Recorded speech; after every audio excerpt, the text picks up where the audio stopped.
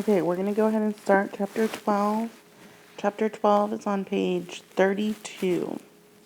Okay, in these couple of chapters, 12 and 13, we're really going to focus on looking for some figurative language. So you're looking for personification.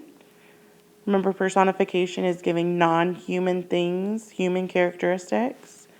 You're also going to be looking for similes, comparing two things using like or as, and you're going to be looking for metaphors, comparing two unlike things. Okay, so that's what you're going to be looking for in chapters 12 and 13. So we're going to go ahead and start on page 32, chapter 12.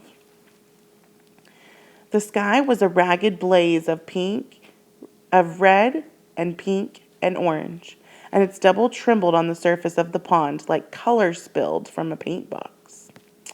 So there's some figurative language right there in the first sentence. See if you can identify what it is. The sun was dropping fast now, a soft red sliding egg yolk, and already to the east there was a darkening to purple. Winnie, newly brave with her thoughts of being rescued, climbed boldly into the rowboat. The hard heels of the button boots made a hollow banging sound against its wet boards, loud in the warm and breathless quiet. Across the pond, a bullfrog spoke a deep note of warning. Tuck climbed in too, pushing off, settling the oars into their locks, dipped them into the silty bottom in one strong pull. The rowboat slipped from the bank then, silently, and glided out, tall water grasses whispering away from its side, releasing it.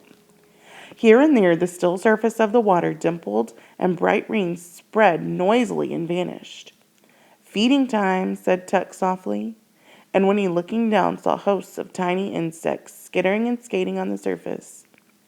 "Best time of all for fishing," he said, "when they come up to feed." He dragged on the oars. The rowboat slowed and began to drift gently towards the furthest end of the pond. It was so quiet that Winnie almost jumped when the bullfrog spoke again. And then, from the tall pines and birches that ringed the pond, a wood thrush caroled. The silver notes were pure and clear and lovely. "Know what that is, all around us, Winnie?" said Tuck, his voice low. "Life. Moving, growing, changing, never the same 2 minutes together. This water you look out at it every morning, and it looks the same, but it ain't. All night long it's been moving, coming in through the stream back there to the west, slipping out through the stream down east here, always quiet, always new, moving on. You can't hardly see the current, can you? And sometimes the wind makes it look like it's going the other way. But it's always there. The water's always moving on. And someday, after a long while, it comes to the ocean." They drifted in silence for a time. The bullfrog spoke again, and from behind them, far back in some ready secret place, another bullfrog answered. In the fading light, the trees along the banks were slowly losing their dimensions, flattening into silhouettes clipped from the black paper and pasted to the palling sky. The voice of a different frog, hoarser and not so deep, croaked from the nearest bank. "Know what happens then," said Tuck, "to the water? The sun sucks some of it up right out of the ocean and carries it back in clouds. And then it rains. And the rain falls into the stream, and the stream keeps moving on, taking it all back again. It's a wheel, Winnie. Everything's a wheel, turning and turning, never stopping. The frogs is a part of it, and the bugs, and the fish, and the wood thrush too, and people. But never the same ones. Always coming in new, always growing and changing, and always moving on. That's the way it's supposed to be. That's the way it is." The rowboat had drifted at last to the end of the pond, but now its bow bumped into the rotting branches of the fallen tree that thrust thick fingers into the water. And though the current pulled at it, dragging its stern sideways, the boat was wedged and could not follow. The water slipped past it, out between clumps of reeds and brambles, and gurgled down a narrow bed, over stones, pebbles, foaming a little, moving swiftly now after its slow trip between the pond's wide banks. And further down, Winnie could see that it hurried into a curve, around a leaning willow, and disappeared. "It goes on," Tuck repeated, "to the ocean. But this rowboat now, it's stuck. If we didn't move it out ourselves, it would stay here forever. Trying to get loose, but stuck. That's what us tucks are, Winnie. Stuck. So's we can't move on. We ain't part of the wheel no more. Dropped off, Winnie. Left behind, and everywhere around us, things is moving and growing and changing. You, for instance, a child now, but someday a woman. And after that, moving on to make room for new children. Winnie blinked, and all at once her mind was drowned with understanding of what he was saying. For she, yes, even she, would go out of this world willy-nilly someday. Just go out, like the flame of the candle. And no use protesting, it was certainty.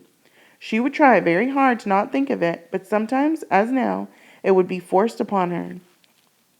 She raged against it, helpless and insulted, and blurted out at last, "I don't want to die." "No," said Tuck calmly, "not now. Your time's not now. But dying's part of the wheel. Right there next to being born. You can't pick the pieces you like and leave the rest. Being part of the world thing, that's the blessing. But it's passing by us Tucks. Living's heavy work, but off to one side, the way we are, it's useless too.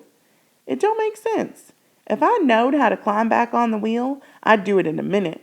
You can't have living without dying, so you can't call it living what we got. We just are. We just be. Like rocks beside the road." Tuck's voice was rough now, and Winnie, amazed, sat rigid. No one had ever talked to her of things like this before. "I want to grow again," she said fiercely, "and change. And if that means I got to move on to the end of it, then I want that too. Listen, Winnie, it's something you don't find out how you feel until afterwards. If people knowed about the spring down here in Tree Gap, they'd all come running like pigs to slops. They'd trample each other trying to get some of that water. That'd be bad enough, but afterwards, can you imagine? All the little ones little forever, all the old ones old forever. Can you picture what that means? Forever? The wheel would keep on going round, the water rolling by the ocean, but the people who'd turned into nothing but rocks by the side of the road. 'Cause they wouldn't know till afterwards, and then it'd be too late."